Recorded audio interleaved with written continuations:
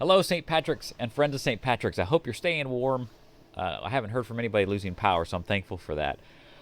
We should be back to normal this coming Sunday, so I hate that we weren't able to get together this past week, but we will be together this Sunday. I wanted to share, I'm reading in Numbers right now, and there's this story right in the middle of Numbers where spies are sent in to the land of Canaan before the Israelites are going to be called to go into and attain the promised land. And when they get there, of course, they do find that it's full of God's promises, that the land is flowing with milk and honey. And yet there are, as they report, these elders who went to go spy out the land, these spies see that they're inhabited. And they're not just inhabited by other nations, but strong nations. Strong nations built up of strong men.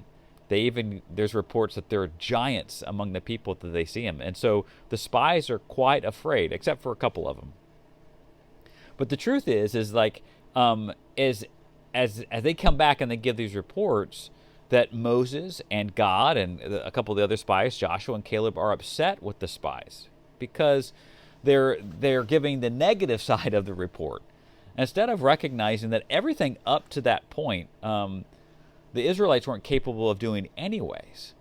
If you think back to this is in the timeline, this is right after God rescues his people from the land of Egypt and from Pharaoh and his armies.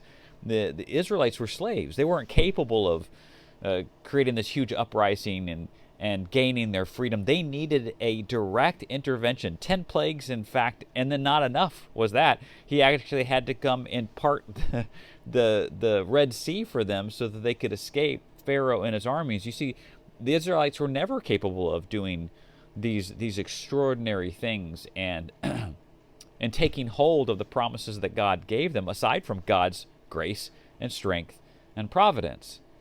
And so it was strange for them to come back and then see these spies realize, well, we can't do this. I wonder why it didn't click for them. Of course you can't.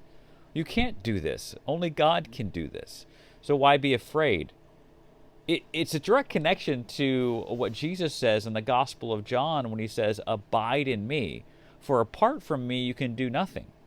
When you abide in me, you can do things. You can do great things because apart from me, you can do nothing. Everything that we do of substance or perfection, any right and good and perfect gift is a direct result of God's strength and grace. You and I can do nothing. That applies to all things in God's kingdom. That applies to our church. That applies to our families.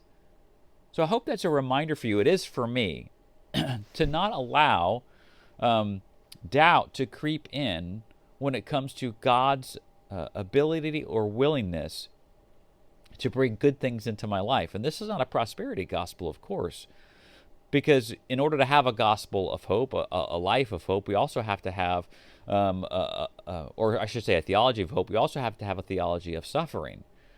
But it does seem strange that sometimes we see God's handiwork in our past, and then we forget what He's done, and we lose sight of all that, and we lose hope in our future. And I think about that in like I said, in relation to our church or our families or your own personal life.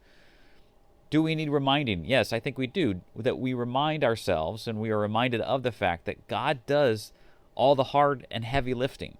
He's the one who makes all these things happen. And so if you're in a season or a time of doubt or frustration or worry, our job then is not only to look back and see God's handiwork and His grace in our lives, but to place our trust in the future, our trust in God. What am I trying to say? We have to remind ourselves that God is the one that we place our trust in for all those things. So an active prayer life, when it comes to this kind of stuff, is incredibly important, no matter what you're facing. And so this is what we do. This is how we lead our families. This is how we lead our church. This is how we gather our lives. We abide in Christ because all this stuff that we've done up to this point, even the air we breathe, is really under God's strength. And that's the God we serve. That's how we can lean on His goodness. Anyway, like I said, we can't wait to get back with you guys this Sunday. We do have women's ministry this week, and so if you want to come, it will happen this week. Just be mindful of the roads around you. We're praying for you. We met as a staff over a Zoom call. This is the only way we could do it on Monday, but we did pray for you. And if there's anything we can do for you, please don't hesitate to reach out. God bless you. Bye-bye.